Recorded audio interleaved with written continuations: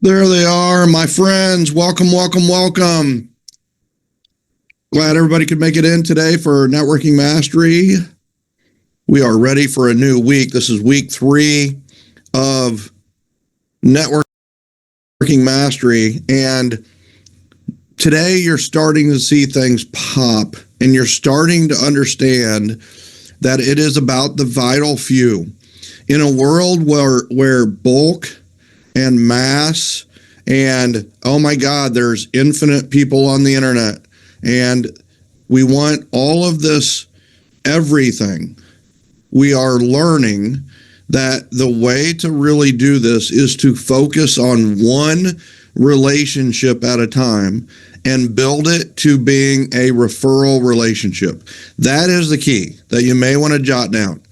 How do we take one relationship and build it all the way in the referral zone? A 10-level relationship, or at least a 9-level relationship. There are some people who never make it to ambassador. They just don't have the social sphere. They don't have the influence. They don't have the interaction. They don't think about it. They have, a bunch of kids and responsibilities. But there are these people who become ambassadors who think about you, any interaction they get to refer you. So we need to be building 10-level relationships with the vital few. And I really want you to think, what if you executed Networking Mastery on a monthly basis? Just on a monthly basis. Every month, you met 4 or 5 people. You built 10-level relationships with them. And then the next month, you did it with 4 or 5 different people. By the end of the year, you would have, let's say, 48 great relationships. But here's the thing. It only takes one. It only takes one. Ladies and gentlemen, I want you to know that from one meeting, I got 52 sales in 1 year. In one meeting. I met someone at a chamber who introduced me to a guy who owned a roofing company. Now, I didn't have a lot of use for a roofing company owner. I really didn't. I wasn't looking for somebody for roofing. And by the way, I'm really emphasizing the word roofing because in Kansas we call it roofing. Do you guys see the difference there? Woofing, right? Roofing. So, roofing. Why did I choose that? I mean, why couldn't he be in insurance? So, I'm sitting down, and before I sat down with him, I had lunch with a guy named Jeff Crooks. Now, you guys have heard this guy's name. Jeff is one of my 12 prophets, right? He's one of my greatest ambassadors, and we were due for lunch anyway. So I had a nice lunch with him at a restaurant called EBT, and then I met with Ron. Yes, it is Ron the roofer. In fact, his last name also starts with an R. So it was like Ron R. Roofer. Really easy to remember. And then after I met with Ron, I had a builder who was pretty well known in the area, who was a friend of mine, but I had never, ever done a real estate transaction with this builder. I had never done it. Okay. So Ron, I had heard, was looking to do a new development in Gardner, Kansas. For those of you that don't know, I actually grew up in Gardner, Kansas. Very small town. I grew up very poor. My first home that I grew up in had dirt floors, literally dirt floors. We had a potbelly stove in the middle of what would be called the living room. My parents had a room and the other 5 of us slept in the living room. Okay. All 5 young kids.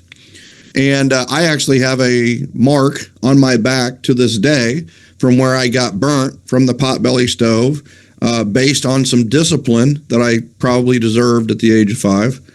And so grew up impoverished. We grew up on food stamps. My dad taught school for $2,500 a year. My mom stayed home with 5 kids because we couldn't afford daycare. And my dad drove a school bus for $50 a quarter, right? $50 for each quarter. He coached 3 sports. His total stipend from coaching those 3 sports was $500 for the year. But I didn't know any better. I didn't know we were super poor. I just knew that, it was a loving household for the most part. I didn't know any better, right? I didn't know Tower Ridge was known as the poor people place. I didn't know that. About 5 years after we moved away from there, they actually bulldozed the entire housing complex. It was actually built in the 40s for military. They bulldozed it because it was essentially a bunch of termites holding hands. The structure was so unsafe that they had to condemn it and then bulldoze it. And now there is an apartment complex on top of what used to be Tower Ridge. Tower Ridge was awful, right? But it was in Gardner, Kansas. So I tried to avoid Gardner, Kansas when it came to real estate. I have to be honest with that.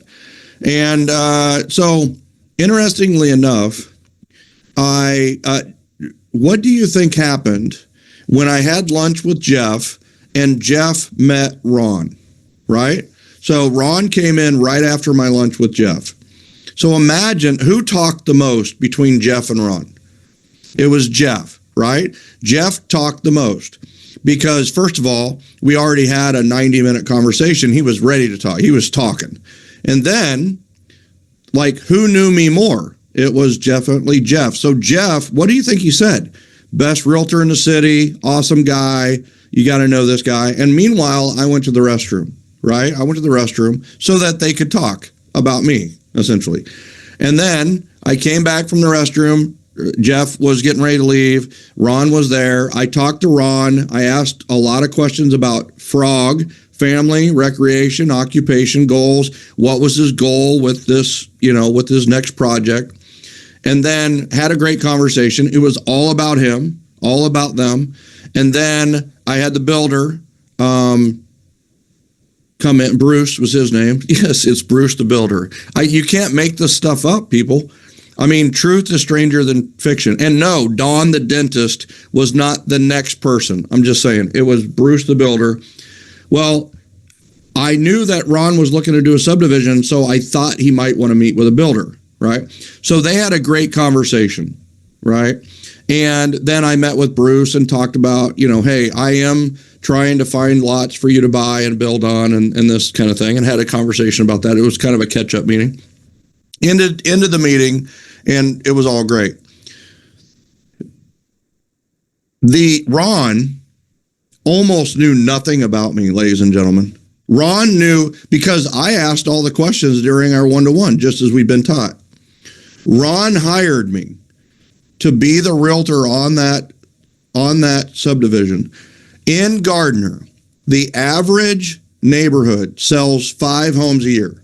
The most is 5 homes a year.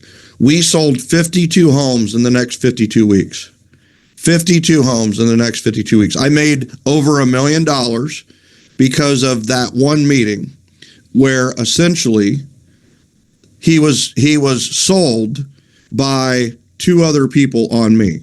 And my approach of using generosity in the one-to-one, instead of what would most realtors do when they knew the other person was looking to do a new home subdivision or a development? They would pitch themselves on how they were going to get the home sold, on how, why I'm the greatest new home agent in the history of the world. And so I didn't do any of that. I literally didn't talk about me at all. He was sold because of the approach. He hired me because of the approach. So today, I want you to imagine for a second that you went to a networking event and you met 4 or 5 people.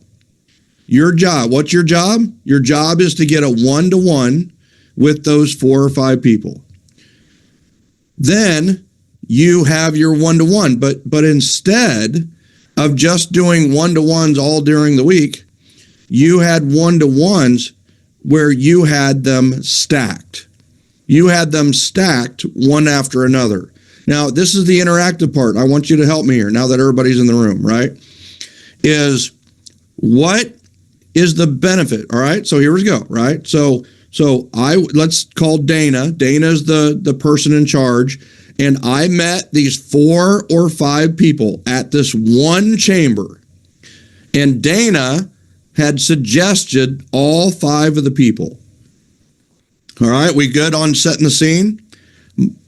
All 5 have agreed to do a 1-to-1 with me. We don't know when yet. Then I start putting them in my schedule.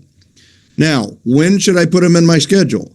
When it works for them or when it works for me? First of all, should I make it for when it works for them or when it works for me?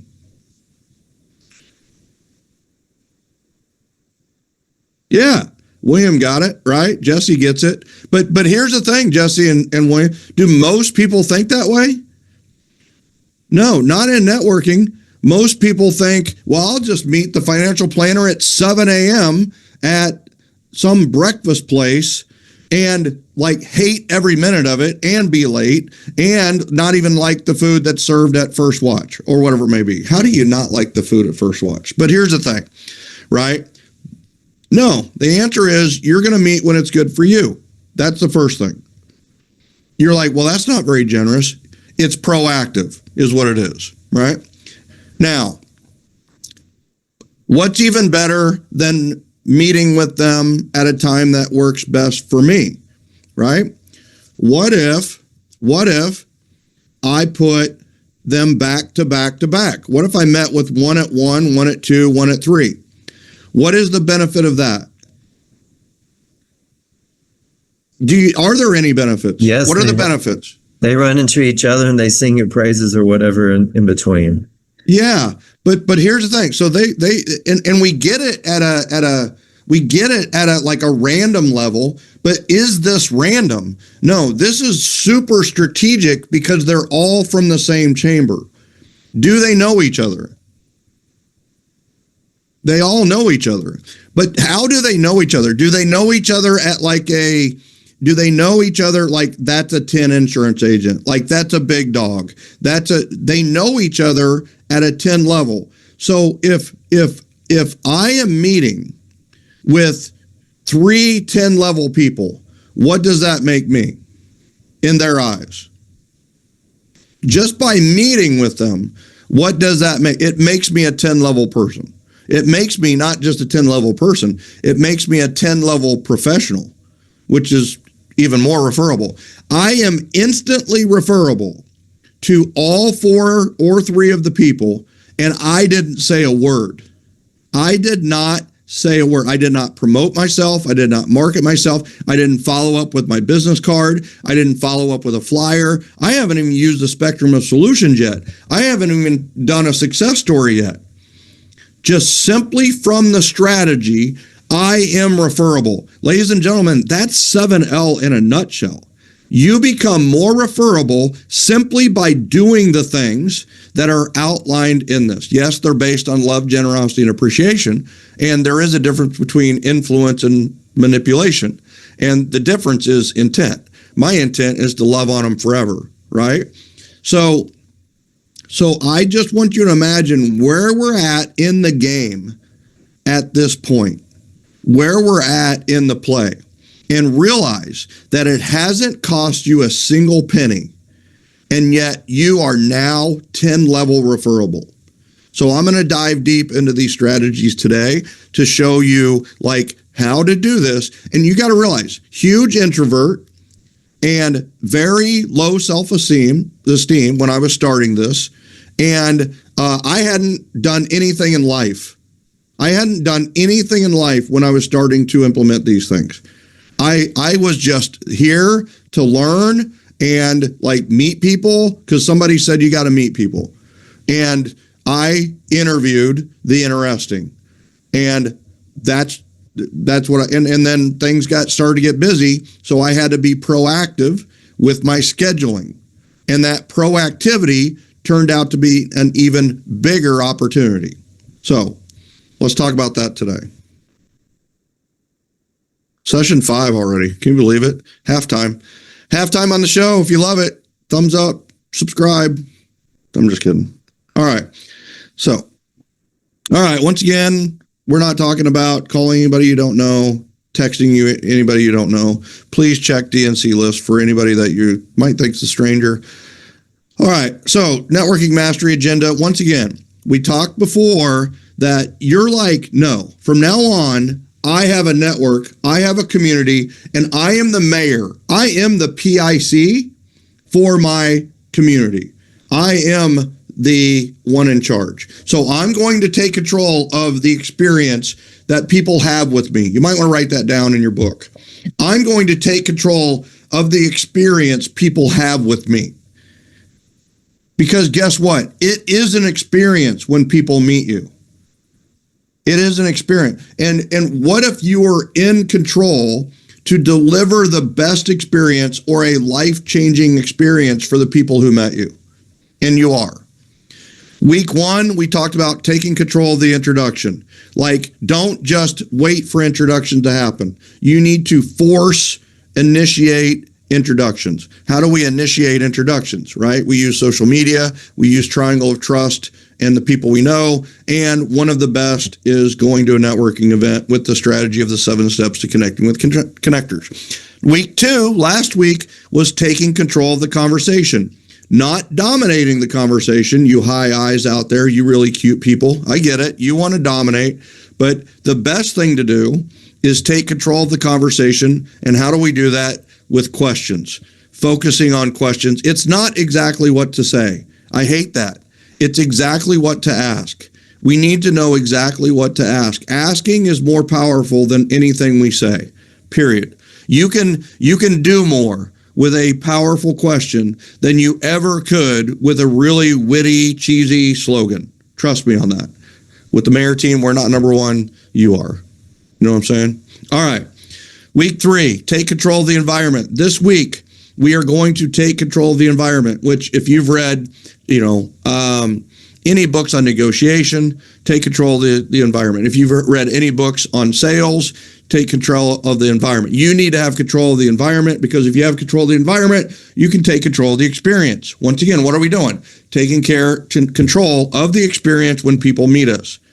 Now, we can't all be beautiful, but we can deliver a beautiful experience, which makes us beautiful.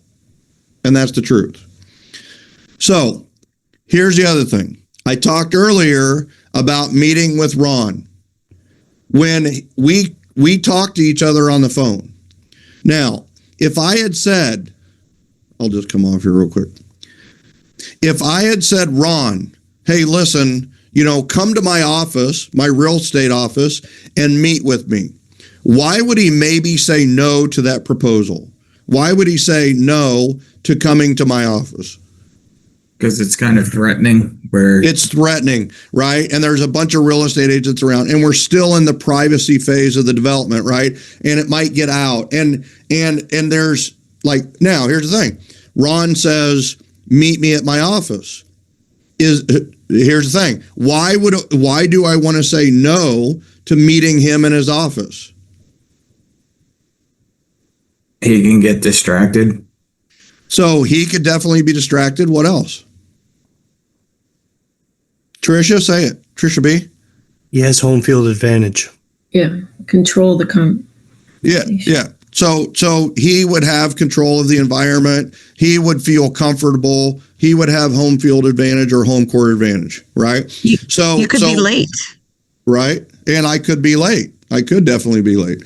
So all of these factors. And, so what do? We meet somewhere else. So just know that was part of my strategy too, was making sure that I didn't meet at his office and he didn't meet at my office. And they did meet with 2 realtors, and they did meet with them in his office, right? And Ron, just so you know, high D with a D chaser. Very straight to the point. Very aggressive, very assertive. So meeting him outside of his office turned out to be the biggest advantage that I ended up having in that conversation, right? All right, we'll keep going. All right, so I took control of the environment, which helped to negotiate and get me that entire subdivision. All right. So please notice that that's an acronym for NICER. NICER networking is what we're talking about here. NICER is also more powerful and more effective. All right. So I talked about that a little bit. This week, your objective is to orchestrate the ultimate first impression. Between what I talk about today and what I talk about Friday, you are literally going to be in the driver's seat for the rest of your life with this relationship. So remember, the people that we're meeting, they don't know us. They haven't met us before September 1st. So they are getting all of this. This is their first impression of you. We are literally, from the very beginning, orchestrating the ultimate first impression. Now, to do that, we're going to orchestrate the networking play, or we're going to run the networking play. We talked about initiating the introduction, right? To begin, we're making an introduction happen. And then we're in the midst of the interview phase, which is interview the interesting, a meeting of people face to face, especially for a consultation, right? Interview the interesting. Then we'll go into step 3 next week in detail about making a polite, formal, or friendly request for someone to go somewhere or do something with us, right? Invite to your network, or invite to your tribe, or invite to your event, right? So now, there are a couple of ways to do this, and I want your guys' opinion, right? You guys get to choose which professional you are, right? Professional A has a one-to-one scheduled at 9 a.m. Tuesday, right? So that was 9 a.m. this morning. 11 a.m. tomorrow, has a lunch scheduled for Thursday, and then has a one-to-one scheduled on Friday.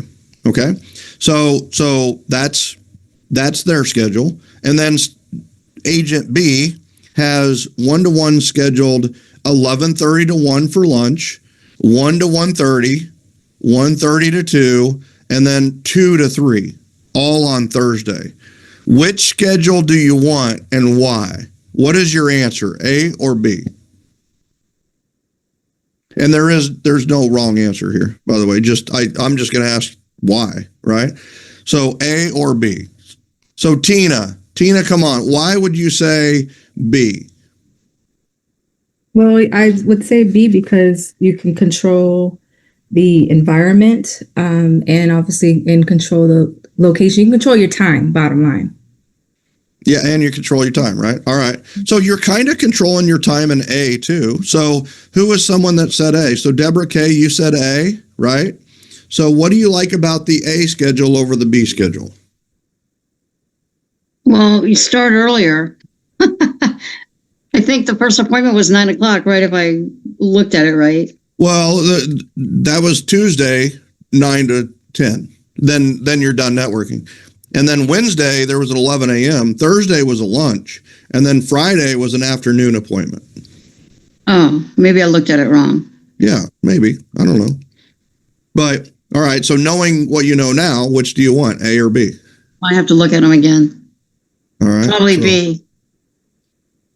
Can you put them up again? I'll tell you. Maybe. Can you see it now?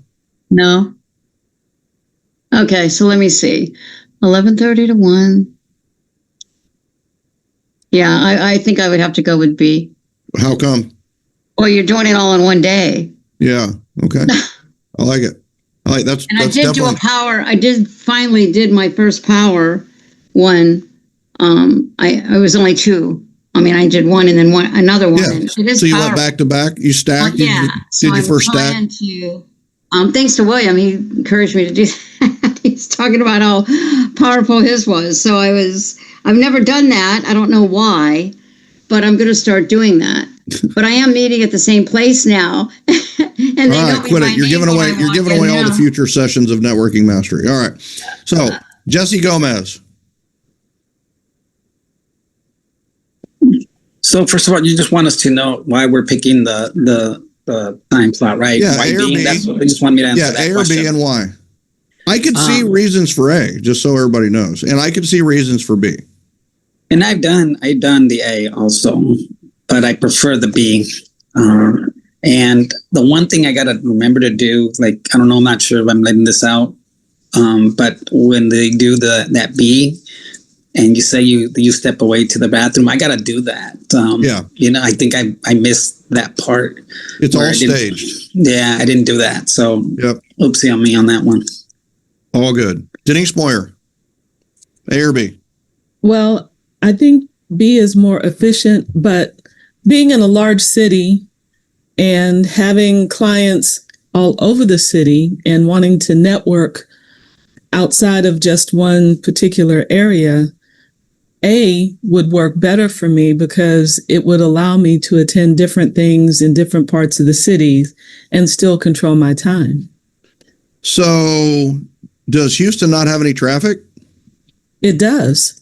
So, But I so can you plan would be for that. driving to 4 different appointments and then back from 4 different appointments On 4 different days. on 4 different days. That does not sound like very efficient or fun. So, Denise, maybe there's a solution that fits it for meeting in different parts of the city and efficiency.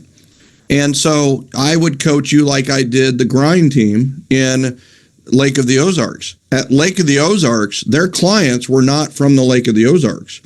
Their clients were from Kansas City, Missouri and St. Louis, Missouri, which are both about 3 hours from Lake of the Ozarks. So it's like they're sure in the heck not going to drive to Kansas City and then next day drive to St. Louis. And then, so what we did is we did a Kansas City stack on the first Thursday of the month, and they would meet their Kansas City clients back to back to back.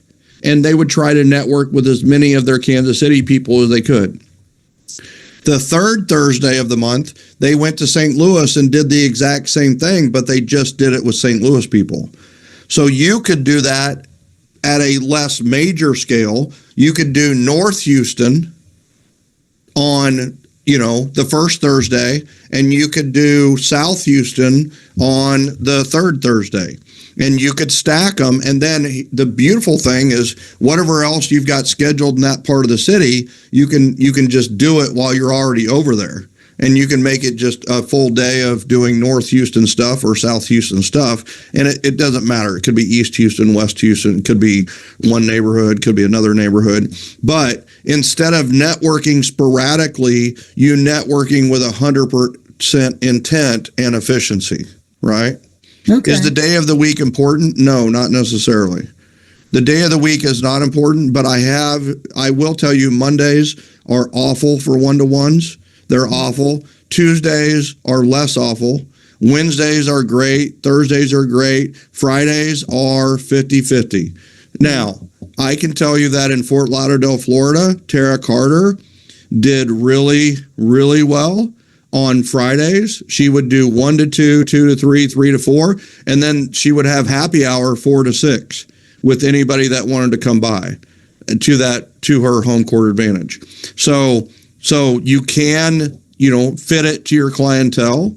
But mine were almost always on Thursdays, always Thursday afternoons. But you can do mornings too, which I'll talk about in a second.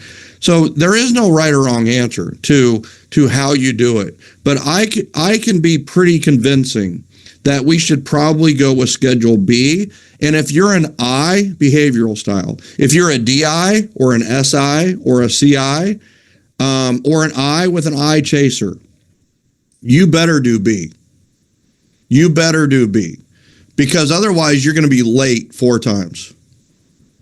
And that's not good for anybody. Right? All right. Orchestrating the ultimate first impression. So my suggestion is to implement the stack. I'm a fan of stacking. You've seen the rituals, right? What is Suite of Sweet Dreams? It is an acronym, but it's also a stack. What is Dreams of the Nightly Ritual? Dreams is not just an acronym. It's actually a stacked acronym. What is Savers? Savers is an acronym, but it's also a habit stack. So I'm a fan of stacking things that make sense. Please notice that I'm going to have my networking brain on, my connecting brain on for the breakfast stack, I'll have breakfast with a financial planner, which was my gig. That's what I did. I had a breakfast once a month with a Scott Edwards, who, by the way, Scott Wesley. Scott is just has over $1 billion he services, and he's just an amazing person. And then, I would have somebody that wanted to meet with Scott, right? A lot of times for coffee. And then I would have 3 or 4 cups of coffee. And guess what? To this day, I have 3 or 4 cups of coffee, and I blame my breakfast stack for that. Or the one that I did the most often, simply because it worked the best for me, was the lunch stack. I would have a lunch, and then I would follow it with what I called tea, right? So 1 to 2 for tea, 2 to 3 for tea, 3 to 4 for tea, and I would stack these back to back to back, right? You can also, this is straight from Tara Carter, and when she taught one-to-one mastery, and she, and listen, that's not true. I have done this once, but it never became a regular for me, but it's certainly something you could do, which is you meet with your 2 to 3, and you can do one of 2 things. You can just end it right there and a new person comes in. But what Tara did is that new person would come and they would stay. So this was actually more like a 2 to 1 instead of a 1 to 1. And then it would just end up with 4 people, and they had a small group for drinks, right? So that is a very cool strategy and worked very well, very, very well for her. She got many, many great opportunities from that. So here's now, so why does it work, and how do we make it even better? So we're going to stack our appointments to maximize our time. And it's also going to maximize or minimize the amount of stress we feel. It's going to maximize our energy. It's going to minimize our effort. But here's the thing. That's why we're stacked. What are the benefits for us? We have them. But what are the benefits for the other person? Well, realize that you will be connecting these people at the intersection of the meetings. So one thing we can do is stack an ambassador next to a new person. Stack someone they want to meet next to that person. Stack connectors and this is the one I just gave you as an example, is you went to the chamber, you met 4 or 5 people from the chamber, and they're all 10-level relationships. Well, you stack them back to back to back, and they see you with them, and they automatically just assume you're one of them. The next time you go to that chamber meeting, and this is me from experience, it's like I've been in that chamber for 5 years, maybe 10 years. I am instantly embraced by the top of the networking group. What does that do? Well, everybody else is looking at me like the person to meet. So stack strategic allies next to each other. This was one of my funnest things to do is, got a financial planner. He wants to meet CPAs, and I have CPAs who want to meet financial planners. So what I do, I stack the financial planner and the CPA back to back so that they can meet each other. And honestly, those meetings were better for them than the actual meeting was for me, most likely. Insurance agent with a realtor, maybe, right? Realtor and a lender and a title company. All makes sense. All makes sense, right? I mean, here's the other thing. I mean, roofer with a contractor, electrician with a plumber, or a person who owns an electrician company, like Hawkins. Right? I just met a guy who owns a company that does electrical work. So you can stack them and introduce them to each other. They're only going to have 2 or 3 minutes to meet each other, but if they're smart and they're connectors, they will take that 1 5-minute interaction and they will turn that into a 1-to-1. Okay? All right. So how to set yourself up for success. I'm not a fan of the dinner stack, you may have noticed, because it's expensive and a lot of times it can last a long time. If you're, here's the thing that you need to remember is communication's the key. Make sure you write this down. Make sure you write what I'm about to share with you down. Is you need to communicate to people that there is an ending to your meeting. You need to communicate. Hey, listen, I have a 30-minute spot on Thursday for tea. I do have an appointment afterwards, and I do have an appointment before. If you come in and you see me with someone, just wave or let them know that that you're there for me. And I want to make sure I introduce you to the person that I'm meeting with, and we'll take care of it from there. Right? So if you're doing, let them know about breakfast or lunch so they're not expecting both of you to eat. So I'll be eating before you come in at 1, just so you know. And if there is someone sitting with me, please don't hesitate to come over at your time. I'll introduce you, right? Now, I also, especially later on, I started doing 30-minute slots. If you're doing 30-minute slots, let them know ahead of time that you will have someone there when they get there. Hey, you won't be interrupting, just come on over. And I have someone come, hey, have an appointment coming in at 9:30 as well that I want to introduce you to before you leave, right? And I was really good at like 9:28 meeting and connecting those people, maybe using the restroom. And then 9:32, we would start our one-to-one, and we would really get like 26, 27 minutes together. Right? All right. Before I get into the power plays, let's talk shop, right? So, ahas, questions, suggestions from what you heard today about stacking. Yeah, go ahead, William.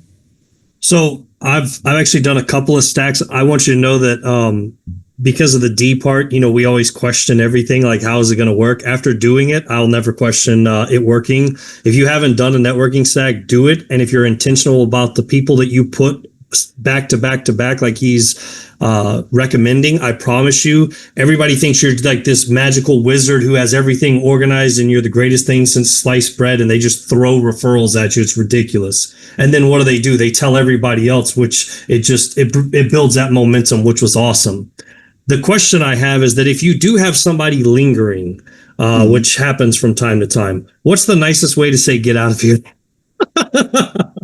If you have somebody waiting and you have somebody that you're talking to who wants to continue the conversation. Yeah, like I only one time I had somebody who was lingering. It just so happened that both people knew each other. I didn't know they knew each other, but they knew each other. And so I was able to help acquiesce him out by saying, hey, look, didn't you say that you had another appointment to get to? And the guy was like, oh yeah, that's right. So I was able to get him. That was an easy way to get him to leave because I remember what he was talking about. But what if, for instance, you do have somebody who's hanging around and it's not a group session?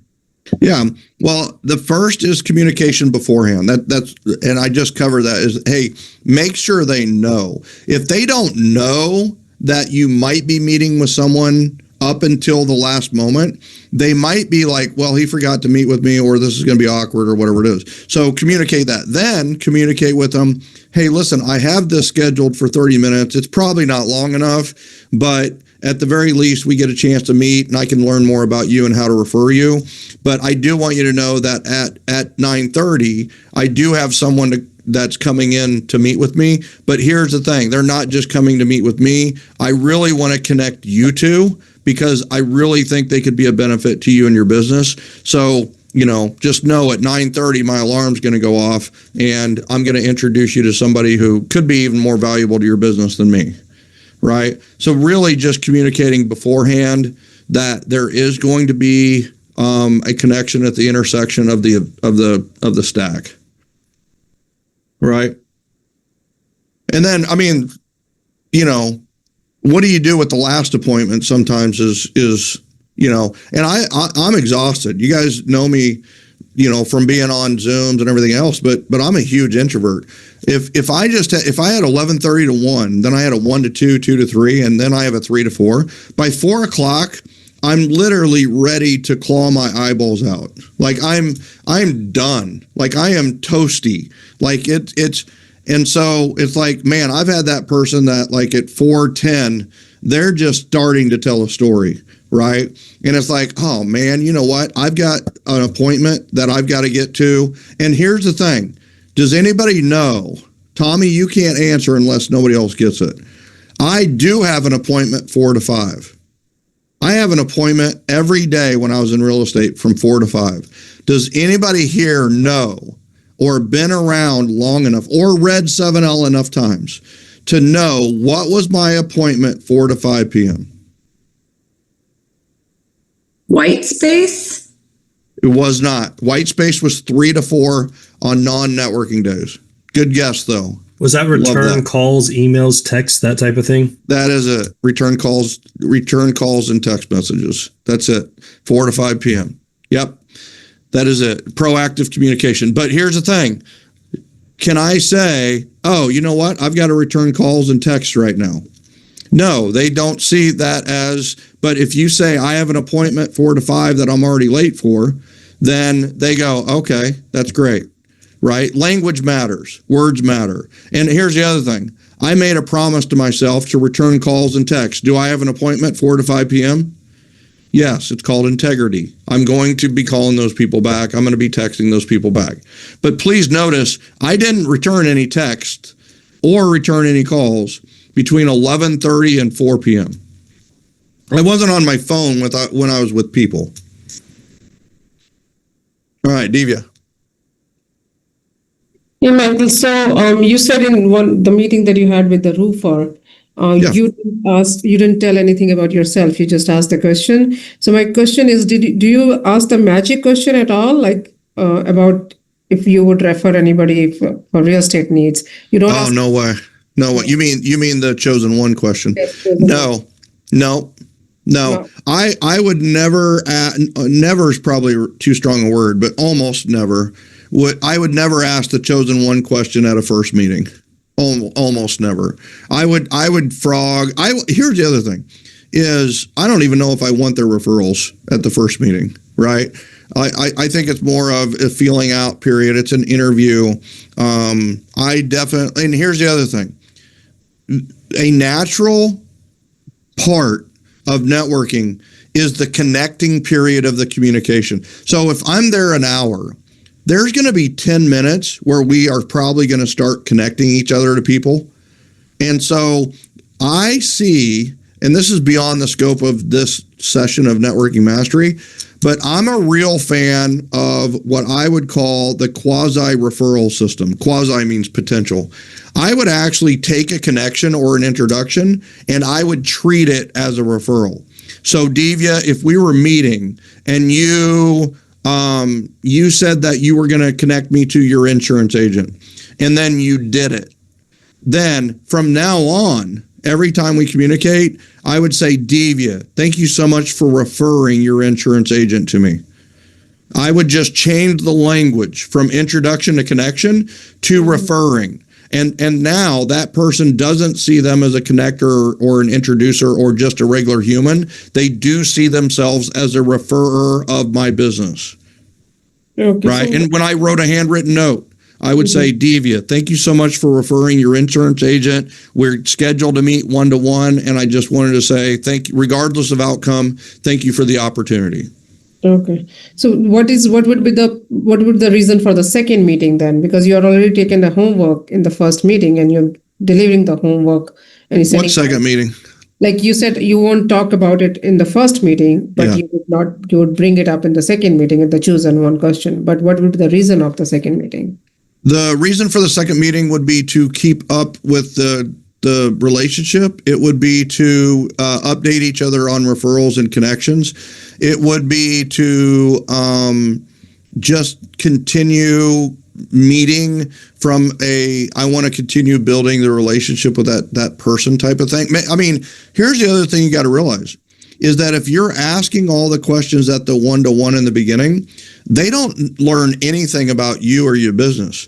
So that's what the F-bomb is for. That's what follow-up is for.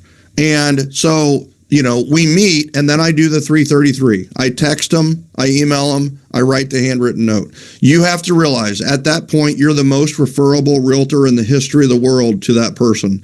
So a follow-up phone call, 7 days later, or you get the PS and they text you, then guess what? Scheduling something for 30 days out, or if you feel like with Ron, it all happened really fast.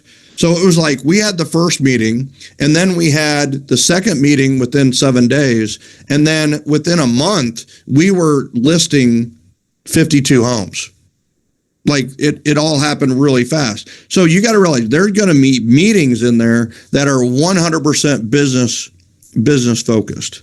And I remember meeting with Ron and his builder. And by the way, Bruce did not build a single thing in that subdivision. The developer had a builder who was a partner in the development, who was the builder on every single one of those homes. So, that's how it worked out. But I remember meeting with them, and I did a presentation on like, all right, here's what we're going to do with this subdivision. We're going to build suspense. We're going to build hype. We're going to build homes, and then we're going to build community. And I had something under each one of those, and it was build suspense is, do you know what's coming to Gardner? Watch out, Gardner. Like, warning, Gardner, something about to happen to your community that could be earth-shattering and life-changing. So built suspense about what's going on in Gardner. Then we built the hype. It's like, it's here. Concrete roof on a home under 300,000. Are you kidding me? And I just, all the great things about these homes, right? And then we built homes, and then the build community was housewarming party for everybody who bought in the subdivision. So we did housewarming parties for every single buyer who ended up buying. And guess what? We had people at the housewarming party that were buying the neighbor's lot to build right next to their friend. Wow. Mayor does it. You know what I'm saying, Divya? Like, do you see how all the puzzle pieces kind of are starting to fit together from a human aspect and a psychological aspect to what we're doing here? It's like, oh, you use the housewarming parties not just as a puzzle piece here, but it's also a puzzle piece that works over here, Thank you. Now, here's the question, Divya. I had the housewarming party at Stonebrook Place and here's the thing, I didn't know any of them. I didn't even know the client in some cases, because the client was just a buyer who walked in off the street and bought a new construction, right? So what do I do next? After I had the housewarming party with these 40 people that I didn't know, what is my strategy for next? For the what's next? What's next for all those 40 people? You could invite them to your events or put them in the database. Invite them to an event, right? Invite them to Royals Day, invite them to Pi Day, and guess what? Once they came to Pi Day, what were they going to do, right? I was going to follow up with them, and then I was going to invite them to the next event, and there are people that for 10 years were in our community who were referring and being a part of our community, and we all started out strangers. So, thank you, Michael. Hey, Michael, can I piggyback on that housewarming? Piggybank or piggyback? If you want a piggy bank, it's going to cost you. Piggyback. Come on, that's funny. I don't care who you are. That's funny. That was good, Mayor. Definitely a piggy bank. Hey, Tommy, did you write that down? You can either piggyback or piggy bank, but if you want a piggy bank, it's going to cost you. I'm just saying, there's some good stuff right there. All right, Jesse, go ahead. The funny thing is that yesterday I had a conversation about I got a call. I received a call from a past client, and that past client moved. And he said, "Hey, Jesse," I saw you on Facebook. I saw that you were doing this housewarming parties with these, with your team and everything." And he goes, "Why didn't we do a housewarming party for me?" I said, "Well, I'll tell you what, when you move back, I can do the housewarming party when you move back." And he goes, "Well, yeah, that's why I was calling." No way. I go, "I want a housewarming party." Yeah. He wants a housewarming party they're just buying the house so they can have a housewarming party. They don't even need a house. It's That's awesome. That generosity just kind of expands, and it was conversation. He called me he texted me about 8:30 at night, and I knew exactly who he was, and I took the call, and it was just funny how he just kind of, he saw me on Facebook. So anyway, just thought I'd share that, because the events housewarmings do work. I love it. I will just tell you that there were people early in my career who chose me as a realtor simply because I was going to have a housewarming party for them after they bought. That was my only differentiation. Like he's the guy that does housewarming. A realtor doing housewarming parties, that's just awesome. That's so nice. And I wasn't nice. I was just doing it for the business people. Cindy Bass, comment, question? No, sorry about that. That was an accident. I'm just loving everything that I'm hearing. No, there are no accidents. You've got to say something now. You've got it. What was a big aha or suggestion or question that you have about networking in general?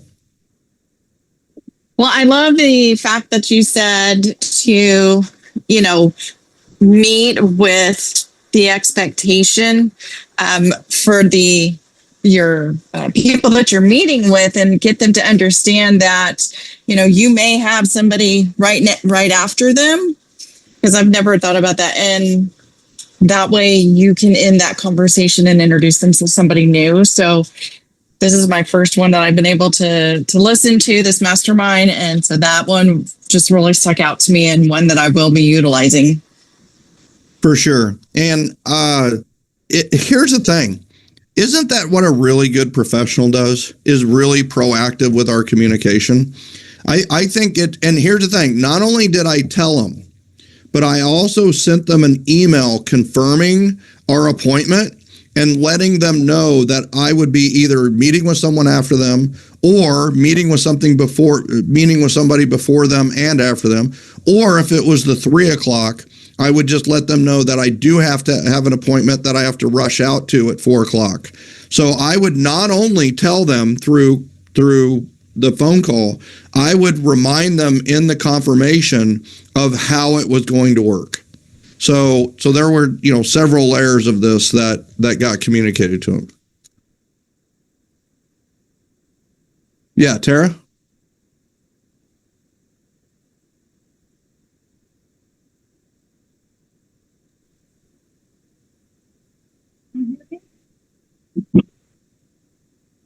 Oh, you're not coming through. Can you hear me? Now we can. I just want to say to everybody that doesn't always have like all these events, because doing an event is a lot, so there's a guy that I'm trying to do business with, and there's another gentleman that does the same business. So I'm going to like an Alive at 5 in downtown Roswell in Atlanta, and I'm taking one guy with me to meet the other guy. Yeah. So sometimes you can just go to events and bring people and connect them that way too. Because I just got to wait till I have a big event. It's just kind of like, that's overwhelming sometimes. So just find events and just piggyback them. Yeah. Yeah. You can definitely do that. Whatever excuse you can make to connect people, I'm a fan of, right? What's the new ABC, right? The old ABC is always be closing. That will not work in today's world. You try to close somebody, they will close the door on you and they will lock it behind you, and that door of opportunity is closed forever. The new ABC is always be connecting. Always be connecting. You should always be looking to connect people and making that connection. Joey, before I come on and get you on, somebody did have a comment that I want to make sure. Would it make sense to offer one big housewarming party for Joey, I would say no. Right. So here's the thing that you can do.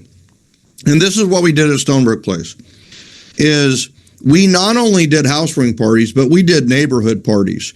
So what you could do is do the housewarming parties, or you could not offer it. And you could, let's say you sell 10 in 1 month, right? That's a lot of housewarming parties in a very short period of time. You could do a neighborhood block party, or just a block party, and do it on one of the cul-de-sacs in the neighborhood, and then you invite all of them. And what's really cool is if 10 of those families are your clients, that's basically better than any event you could do. So do a block party in a cul-de-sac, or at a clubhouse, or at the pool, or at the park. And I also know some of these subdivisions don't have a lot of green space, so you could very easily do it in a cul-de-sac or a dead-end road, and just, have fun with it. Barbecue, right? You can pop up a barbecue almost anywhere, especially in Birmingham, Alabama. You can't even spell barbecue without Birmingham. Right? Does that help? It does. It does. Yep. Do you have 10? Yeah. In the one, I have 2 developments that I'm the exclusive agent for all the listings. And so one of them, I've only sold 2 homes, but one of them I've sold 10 so far and got more coming. And I want to implement the housewarming idea, but I haven't done it for these others. And I was just like thinking, how can I? You can start today. You can always say like Jesse said, right? Is we weren't doing that before. I mean, it's like you can just be like, yeah, we're we just started implementing this in September of 2025. So it's like they're like, well, why didn't you have one for us? It's like, well, we weren't doing it at that time. That kind of thing. Yeah. So if I did the block party thing though, for now to start it off, and I would do quarterly block parties. Yeah, bring your family, bring your grandkids, bring your own chair, right? Yeah. Bring your own chair. Bring your and then especially if you can find a cul-de-sac. We had cul-de-sacs, so it's a big round circle. So they all just sat around the edge, and the kids played in the middle. And we would have maybe balloon artists show up. We would maybe have a magician, maybe, right? Make it low key, make it fun. One year we had somebody who what do they do? Oh, they were break dancers. You remember break dancing? Right? And this was probably 20 years after breakdancing was popular, but it was super popular that day. Like it was really good. I think I even break danced a little bit. I did. I might have just moonwalked. I was just trying to get Tommy to pay attention. So Jesse's like, I still break dance every closing. That's awesome. Luckily, you've had a lot of practice lately, Jesse, if you've moonwalking it or breakdancing at every closing. All right, let me give you your power plays so we all know what to execute, and then we'll close it off and answer a couple more questions before we go. First of all, if you haven't attended a networking event, what the heck? Get one done, right? If so, it's time to go for another. Make sure you use the 7 steps to connecting with connectors. All right, so your podcast this week is episode 316. It is a shorter one, like 48 minutes, I believe. It's the secrets to turning relationships into referrals with Michael J. Mayer and Tara Carter. Very, very good. Talked about one-to-ones, talked about the stack, everything else. Reflect on the thought, orchestrating the ultimate first impression. Hopefully you're noticing, like, could you imagine you met somebody at a chamber, they invited you to one-to-one, they just asked and interviewed you and asked questions about you, and then they introduced you to someone they thought you should meet, right afterwards, and you ended up getting a card and also a new connection, and then they followed up with the 333 with the text message, the email, and the handwritten note. What would you think about that professional? They would instantly become your number one in your Rolodex, number one in your contacts for referrals for whatever profession they are in. That's where we want to end up. Schedule 4 stacked one-to-ones for this week and start on next week's stack. When I say stack as many as you can, I mean stack 4, right? 3 to 4 is probably the max that most people can take. Bonus points if you stack all 4 one-to-ones back to back. Execute the 333. Just make that a habit. You're going to text message, you're going to email, and you're going to write a handwritten note after every one-to-one. I usually do that around that 4 to 5 p.m. time period after I've been meeting people. I don't execute those immediately because I usually have another person coming in. All right, so write at least 4 power notes this week. That should be pretty easy. If you have 4 one-to-ones and you do 4 333s, you will automatically be doing 4 power notes. Instant implementation, right? It's 2:00 Eastern time right now. So you have until 2:30 to implement some of these things, which would be scheduling the one-to-ones would be my first choice. Stacking those would be my second choice. And third choice would be starting on the podcast. No, third choice would be getting another event to attend and looking up the person in charge and maybe initiating that call with the person in charge. Okay? Then you can go to listening, which is more passive, right? You guys have learned enough, honestly. You are learning enough. You probably watch enough Zoom. What we really need to do is put into play what we know more. So I would say instant implementation needs to be things of action, things that you do, not passive. All right. So we're answering ahas and doing questions. Take control of the environment is the theme of the week, right? Take control of the environment. And that is it for Networking Mastery. So William and then Trisha B. How do you want me to count? I'm literally doing an event in 2 hours. So how do I count that as far as with regards to networking? So you're attending an event? No, I'm literally hosting a Top Yap event is what I'm hosting. Yeah, all right. So what's the best follow-up from an event? There's two. Power Note? Nope. Nope. The best follow-up from an event are one-to-ones and an event, right? Top of it, right? You're already at level 2 on the 7 levels of communication. There's only 2 answers to what's better than an event. And it's an event, another event that's more focused on their needs or their fun, or it's a one-to-one. So your Top Yap, how many are you going to have? I think I have 35 people that. All right. So 35. Can you follow up with 35 people appropriately? Maybe. But here's what your job is. You're going to take 4 out of the 35 and you're going to stack them either this Thursday or next Thursday.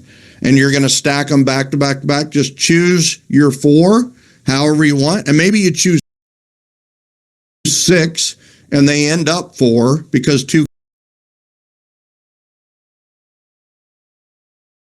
can't make it, right?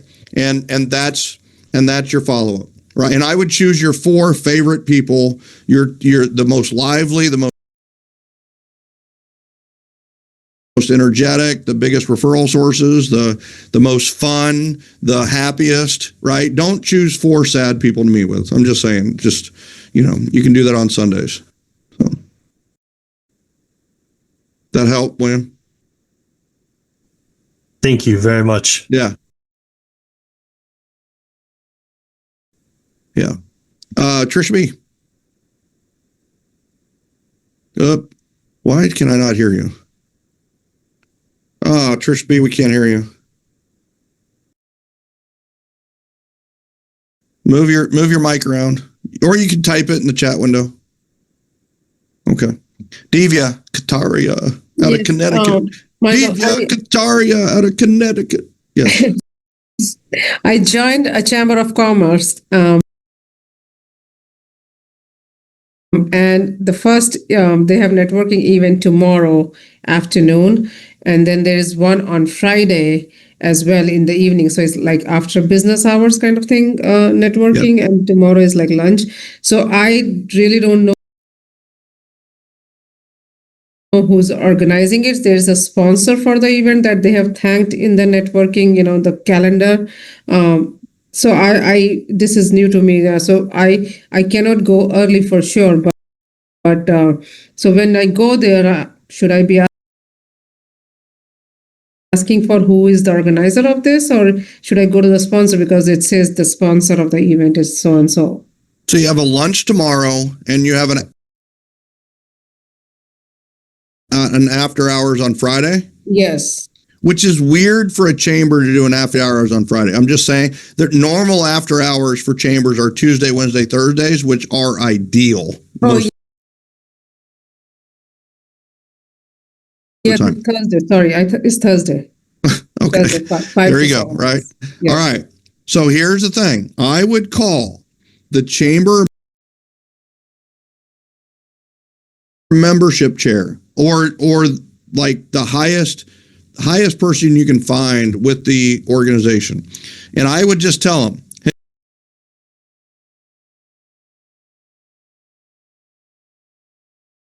hey, listen, you've got a lunch for tomorrow and you've got a Thursday after hours on Thursday.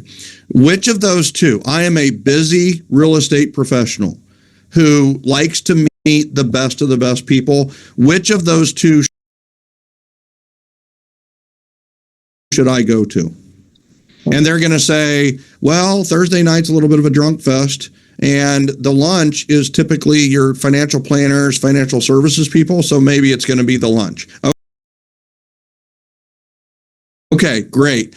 Who should I meet at that lunch? Who are 2 or 3 people who really represent the chamber well? Maybe they're ambassadors. Maybe they're just people you know really well. Who's 1 or 2 that I should meet? Well, you should meet Dave. You should meet Cindy. Okay, great. In case Dave and Cindy aren't there or one of them aren't there, who are a couple more that I should meet? And they tell you 3 or 4, and now you have 4 people to meet at the lunch, and you have a plan of attack, and you go meet the 4 or 5, and you schedule one-to-ones with them, not this week, but the next week. Okay, and I introduce myself, or because this lady? No, you'll have whoever's in charge of the event. And here's the other thing. So sometimes the membership chair doesn't run these events, right? I would guess he or she will be running the Thursday night event, but the lunch, I would say, all right, who is the PIC? Who's the person in charge for this event? And they would say, like, let's say it's Tommy, right? So you would say, hey, can you do me a favor and just do a 3-way text with Tommy introducing me to Tommy so that I can call him before the lunch just to make sure we're all, using the time the most usefully. Okay. I'm going to do 2 hours of research, prep, and really honing things down before I go to any event, because I don't want it to be a waste of time, right? I am not sporadic, spontaneous networker boy. I'm not, right? I am super scalpel and sniper, like let's make sure we go in with all the knowledge we need. And if tomorrow's too soon, and the lunch doesn't happen, then I'm going to implement a better strategy for Thursday night. Okay. Thank you. You're welcome. Deborah K.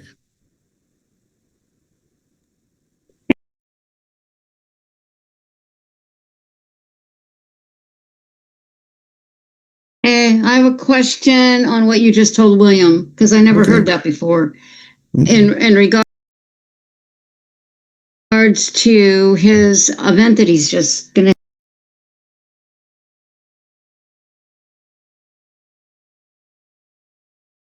have in a couple hours.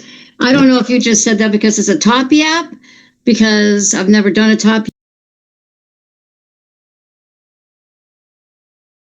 app yet, but I'm having another event November, which I'm expecting over 120 people, but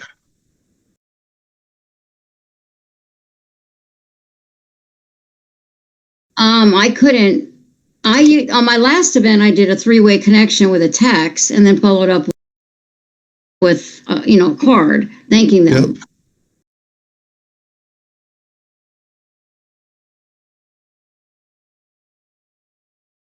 So, but if I've never done that, like meeting them and then setting it up like a stack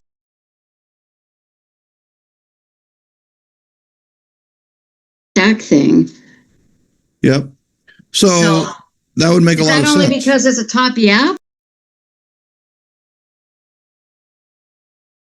Because I never heard that before. Yeah. So while the best follow-up to an event is either an event or a one-to-one, we've got to keep going up the communication pyramid, right? Remember, Remember this little thing? Right. Yeah, I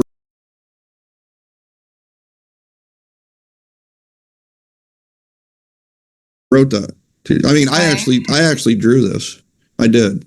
And then a graphic designer made it look pretty. But could you imagine what mine looked like? Imagine like a really crude drawing of like a Egyptian pyramid, Well, right? It was just awful. And then I drew lines, and then I drew too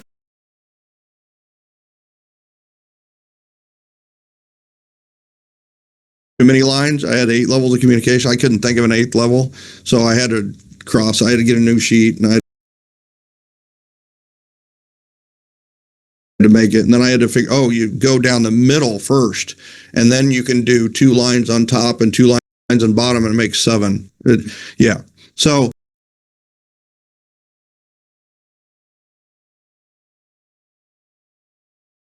well, the next event that I'm having, I've already done one-on-ones because that's how I'm getting them to my event.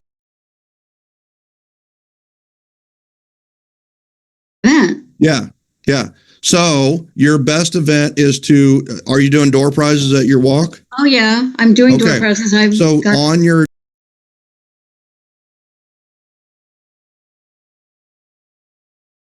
door prize entry form, put like what you would want to do as the next event. Here's an example. And you guys are ready for this? Like this, you're going to start seeing how Michael Mayer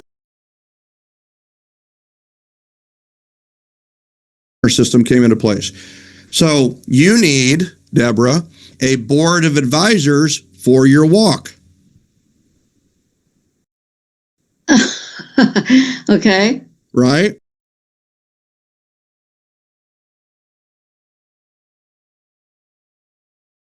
You're talking about my walking group. Yeah. Yeah. So you have 150 that are going to do the walk with you, right? 120 to 150? Well, no, because I'm collaborating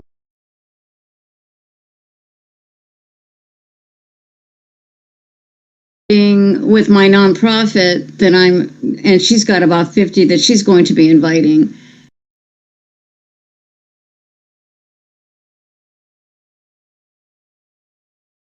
So that's why it's going to be up there a little bit higher. Yeah. Well, you're just scratching the surface, right? So you could end up having 2,000 do this walk. You could end up there. So what are you going to do? That's not manageable. What is manageable? 20 people. Very manageable. So you're going to just keep adding people to your board of advisors. And your board of advisors is your top yep. And your walk is your all yep. So you've got the all yap feeding the top yap.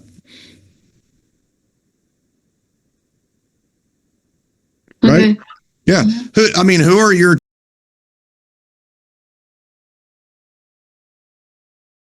ten most passionate people about the walk and about what you're doing? And they become now no realtors, right? No realtors. No.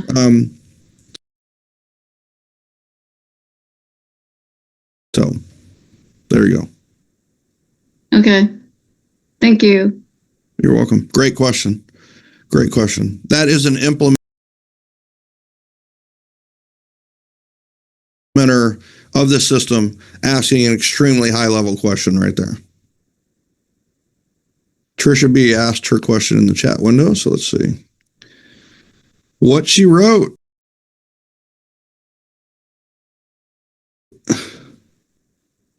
Oh, you did not write it. Oh, would you ask them to be on time? Well, yeah.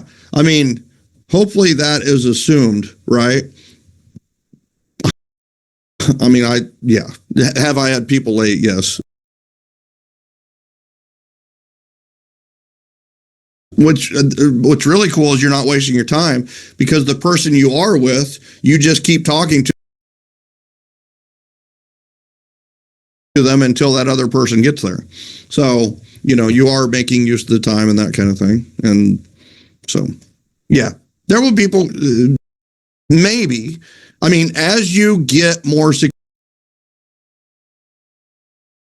successful and more influential, you will no longer get ghosted. Like that's the one thing I did notice as I became more well known is people started, well, here's the other thing. If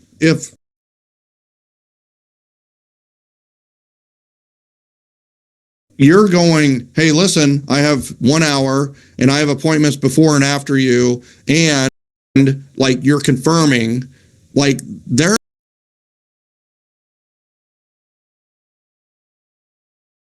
like, I better make this.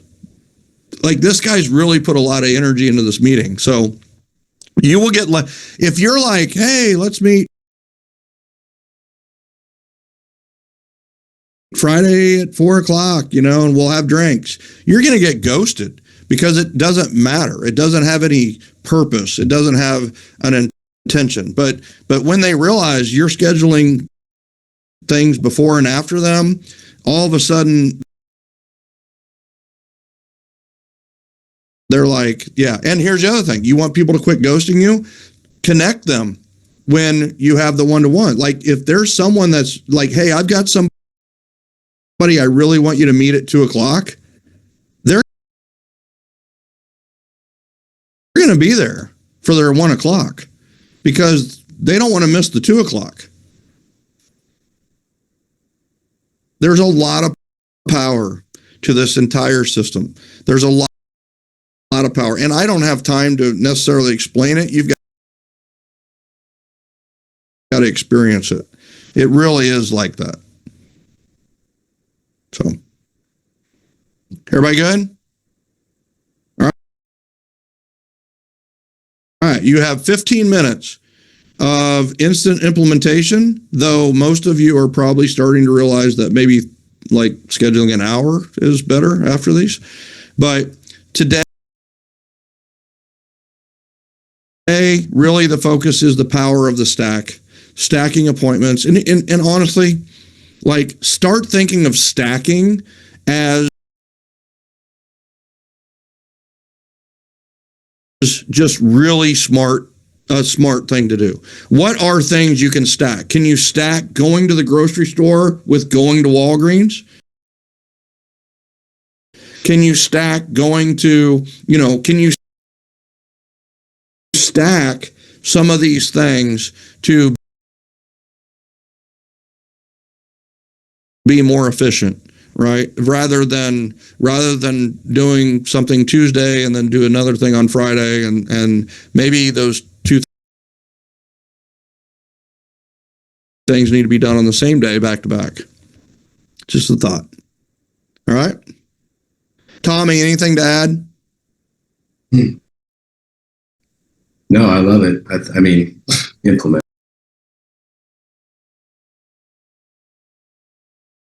I feel like I say it every week, but just do the thing. It's magic. It's magic. You get this dialed in, like you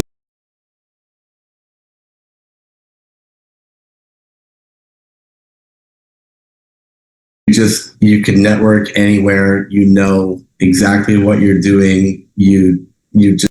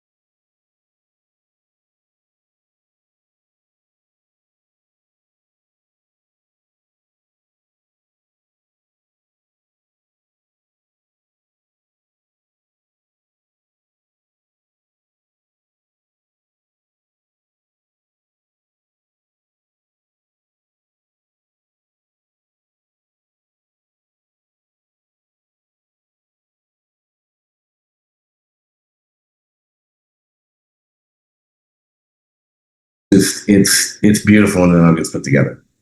Yeah. So put it together. Yeah. Yeah. The thing that I love the most about it is that I'm a normal looking person, right? I'm not a hottie, right? I'm not super smart. I know some of you think I'm a hottie, and if you want to type that, please do so. I can always use that, especially on social media. So, I mean, if you want to type that right now, all good. I mean, not that I want to prompt you, but join gengen.com, comment or post whatever you want about how hot I am, and I will not delete it. And none of our people will delete it. And I will actually probably screenshot it and share it with my wife and my kid and anybody else. So please, anything you can do in that arena. But you guys look, you see me, right? I am a normal person.